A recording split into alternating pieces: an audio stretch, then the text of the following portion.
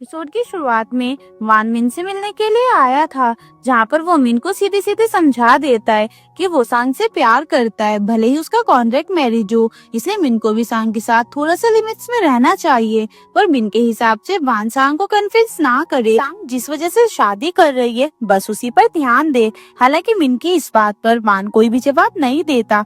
फिर जब वान वहाँ से निकलता है तो वे रास्ते में किसल ब्यूटी कंपनी से रिलेटेड सांग का एडवर्टाइजमेंट देखता है। वो सांग को कॉल करके लंच करने के लिए याद दिलाता है। उसका ये मैसेज देखकर ऑफिस में भी स्माइल कर रही थी।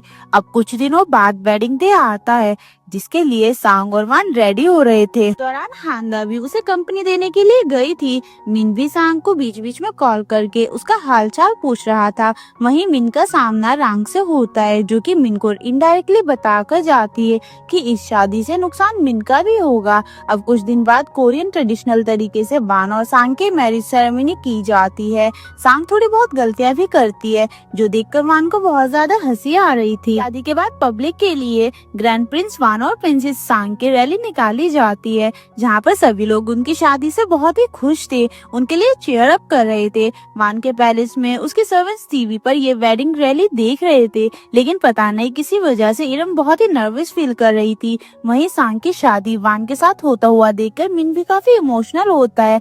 तब रांग उसे याद दिलाती है कि आखिर उसने क्यों वान को सांग की शादी के लिए उसे एग्री होने से मना किया था। अगर कैबिनेट के सभी लोगों को मिन शादी को लेकर एग्री नहीं करवाता तो आज वान और सांग की शादी नहीं होती। कुछ देर बाद अब सांग और वान रांग और ह्यून के सामने अपनी शादी की ब्लेसिंग लेने के लिए आते हैं। साथ ही मिन अपने कैबिनेट के लोगों की तरफ से उन दोनों को कॉन्ग्रेचुलेट करता है और मिन से सपोर्ट पाकर सांग बहुत ही खुश थी। तभी सांग को खांसी होने लगती है और वो अचानक से बेहोश हो जाती है। फिर हम उसी टाइम को देखते हैं जब मिन वान से सांग को अपने लव कन्फेस करने से मना किया था और सांग जिस वजह से उसे शादी कर रही थी सिर्फ उस पर फोकस करने को बोला था।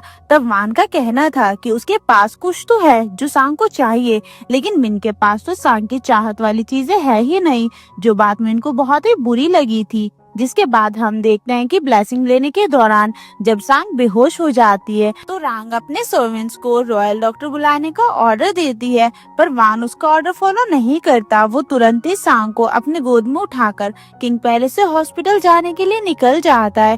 पैलेस के बाहर पूरी मीडिया खड़ी हुई थी, जिस वजह से ये इंसिडेंट पूरी पब्लिक को पता चल जाता है। ये खबर न्यूज से जैंग को भी पता चल जाती है और उन्हें शक था कि ये काम उनकी बेटी रांग ने ही किया है। सांग को इस तरह बेहोश होता हुआ देखकर मिन भी काफी ज्यादा परेशान था। वो अपने सेक्रेटरी से पूरा ट्रैफिक लाइन क्लियर करने का ऑर्डर देता है ताकि सांग को जल्दी से हॉस्पिटल पहुंचाया जा सके। मिन की हेल्प से वान सांग को हॉस्पिटल तो लेकर पहुंच गया था, पर सांग की हालत काफी ज्यादा खराब थी। वान से शादी करते ही सांग इतना बड़ा हादसा हो गया, उसकी जान खतरे में पड़ गई। ये देखकर सांग के फादर गुस्से में वान को थप्पड़ मारते हैं। उन्होंने बहुत ही भरोसे से वान के साथ उसकी शादी कराई थी। उन्हें पहले से ही डर था कि कहीं ना कहीं रॉयल फैमिली के साथ रिश्ता जोड़ने पर जान का खतरा हमेशा बना रहता है। ऊपर से मिन वान पर गुस्सा था, उसे लगा कि वान सांग को प्रोटेक्ट करेगा, इसलिए उसने सांग को हासिल करने का नहीं सोचा। सांग की खुशी के लिए उसने वान का होने दिया उसको। आज रॉयल फैमिली से रिश्ता जुड़ते ही सांग वान के साथ सेफ नहीं है। वान भी यहाँ पर खुद को डिफेंड नहीं करना चाहता था, पर वो मिन को इस इंसिडेंट का इन्वेस्टिगेशन करने का ऑर्डर देता है। मिन भी इस बात पे राजी था। रांग के पास जाकर उन्हें इन्वेस्टिगेशन की बात बोलता है। हालांकि रॉयल फैमिली को भी क्वेश्चन किया जाएगा, इस बात से रांग जरा भी खुश नहीं थी। फिर भी सांग की सेफ्टी के लिए मिन कुछ भी कर सकता था, भले ही उसे ऑर्डर ना मिले। जिसके बाद मिन एक प्रेस कॉन्फ्रेंस करके मीडिया को सांग का हालचाल और इन्वेस्टिगेशन की बात करता है।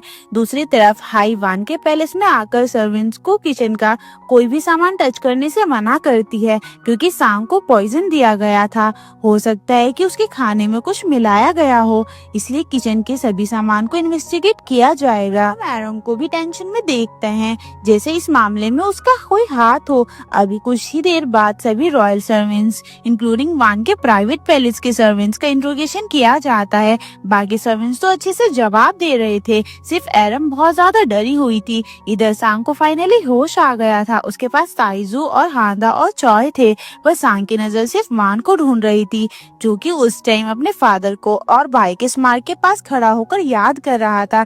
तभी उसे कोर्ट लेडी जांगवी से सांग के होश में आने की खबर मिलती है। वह तुरंत ही हॉस्पिटल भागता है सांग को देखने के लिए। उसे देखते ही वो उसे जोर से हग कर लेता है। यहाँ पर वान को उसके लिए रोता हुआ देखकर सांग बहुत ज्यादा हैरान थी। तभी वहाँ पर मिन आता है, जो कि सांग से अकेले में बात करना चाहता था। अभी वान को इंट्रोगेट किया जाएगा, इसे वान इंट्रोगेशन के लिए वहाँ से चला जाता है। तब जाकर सांग को मिन से पता चलता है कि उसे किसी ने पॉइजन दिया था, पर सांग को समझ गई थी कि ये पॉइजन असल में उसके लिए नहीं बल्कि वान के लिए था। मैरिज रिचुअल के दौरान उन्हें ड्रिंक करना था, तब सांग उन ड्रिंक ग्लासेस के ऊपर गिर गई थी और गलती से वान का ग्लास उसके पास आ गया था, इसलिए वो पॉइजन से बेहोश हो गई। मतलब कि वान को अब भी कोई मारना चाहता है और उसकी जान खतरे में है। सांग तो उसी टाइम वान के पास जाना चाहती थी, भले ही उसकी खुद की हालत अभी ठीक ना हो। तो मिन उसे रोकने की कोशिश करता है, लेकिन सांग उसकी बात नहीं सुन रही थी। तो मिन सांग से वान को जल्दी उसके पास लाने का प्रॉमिस करके चला जाता है। इन सब से बेफिक्र रांग पियानो प्ले कर रही थी। तब एक कोर्ट लेडी वहाँ पर आकर वेरिएंट में हो रही मौजूद सभी चीजें इन्वेस्टिगेशन के सील होने की बात कहती है, पर रांग ने जो उसे एक चीज क्लीन करने के लिए बोला था उसने पहले ही वो कर दिया था। पर वह कौन सी चीज थी और रांग का इस मामले में कोई हाथ है या फिर नहीं, ये हमें आगे जाके पता चलेगा। इधर मीन ने रॉयल फैमिली की पूरी मेडिकल हिस्ट्री निकाल ली थी और साथ ही रॉयल हॉस्पिटल को भी इन्वेस्टिगेशन करने का ऑर्डर दिया था। वहीं वान ने भी अपने सर्वेंट्स को बोलकर पैलेस की सिक्योरिटी बढ़ा दी थी, क्योंकि अब वो सांग को पैलेस में नहीं रखने वाला था। ये बात वो सांग को कॉल करके बोल देता है। अगले दिन अब सांग के फादर के कहने पर हांदा उससे मिलने के लिए हॉस्पिटल जाती है। अब से वे सांग के साथ ही रहेगी हर टाइम, जब भी वान सांग के साथ ना हो। सांग हांदा की हेल्प से खुद पर बीमार होने का मेकअप करती है ताकि उसे सिंपैथी मिले। ऊपर से जब वे हॉस्पिटल से निकलती है तो मीडिया के सामने ज्यादा बीमार होने का नाटक करती है, जबकि उसकी हेल्थ इतनी ज्यादा खराब भी नहीं थी। वहीं सांग के ऑर्डर फॉलो करके हाई पीआर टीम की हेल्प से ये न्यूज फैला देती है कि सांग को किसी ने मारने की कोशिश की है, उसकी हेल्थ बहुत ही ज्यादा खराब है। रॉयल फैमिली से जुड़ते उसके ऊपर हमला होना शुरू हो गया। फिर भी सांग हिम्मत नहीं हार रही थी। उनका ये पीआर स्टंट भी काम कर जाता है, लोग अब उसे सिंपैथाइज कर रहे थे। उसकी केसल ब्यूटी कंपनी के शेयर्स प्राइसेस भी इंक्रीज हो गए थे।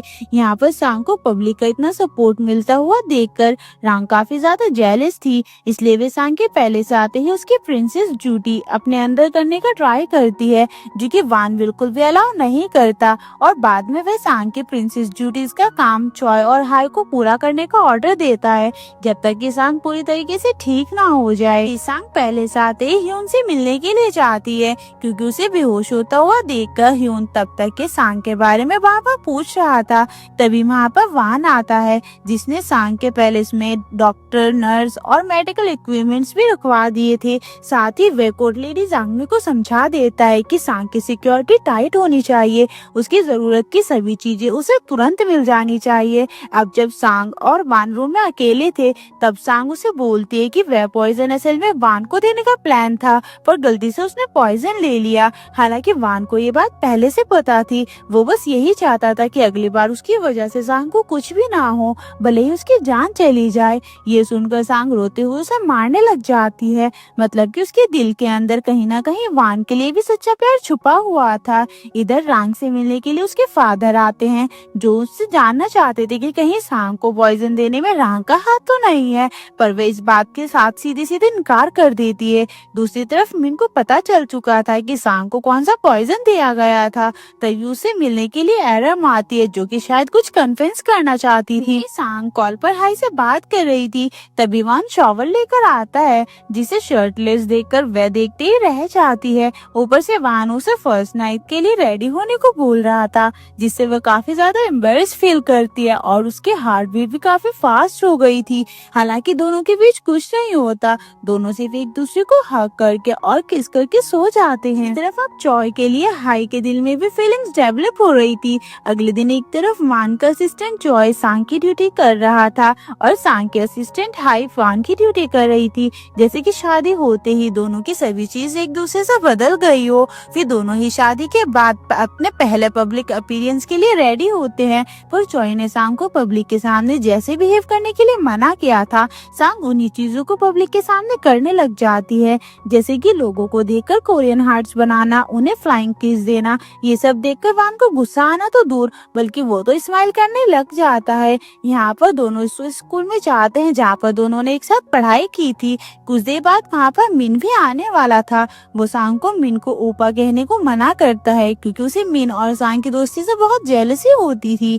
हालांकि सांग उसकी ये बात नहीं मानने वाली थी। जब सांग स्टूडेंट के सामने अपनी स्पीच दे रही थी, तब सब कुछ पहले ठीक चल रहा था, लेकिन तभी वहाँ पर मौजूद सभी लोगों के फोन में एक नोटिफिकेशन आता है, जो कि सांग और वान के कॉन्ट्रैक्ट मैरिज से रिलेटेड था। अब पैलेस में रांग को भी पता चल जाता है, पर वो लोग बात को संभाल पाते उससे पहले ही मीडिया ने सांग को घेर लिया था। सांग को समझ नहीं आता कि वे इस सिचुएशन को कैसे संभाले। तब वान आकर उसके सामने खड़ा हो जाता है और उसका हाथ पकड़कर वहाँ से ले जाता है। उसी टाइम को देखते हैं जब वान सुबह नींद से जागा था। वो प्यार से उसकी बाहों में सो रही सांग को देख रहा था। बाहर से कोर्ट लेडी चांग भी उन्हें उठाने के लिए आवाज लगा रही। इसकी आवाज से सांग उठ ना जाए, इसलिए चॉय को कॉल करके जांगमी को वहाँ से ले जाने के लिए बोलता है और चॉय ऐसा ही करता है। इसी के साथ हमारा ये एपिसोड यहीं पे खत्म हो जाता है। तो गाइस ये थी आज की वीडियो एंड आई होप आप लोगों को ये वीडियो पसंद आई होगी। तो वीडियो को लाइक करके चैनल को सब्सक्राइब जरूर कीजिएगा। आज से फिर मिलते हैं इस ड्रामा के अगले एपिसोड में। तब तक के लिए गुड बाय।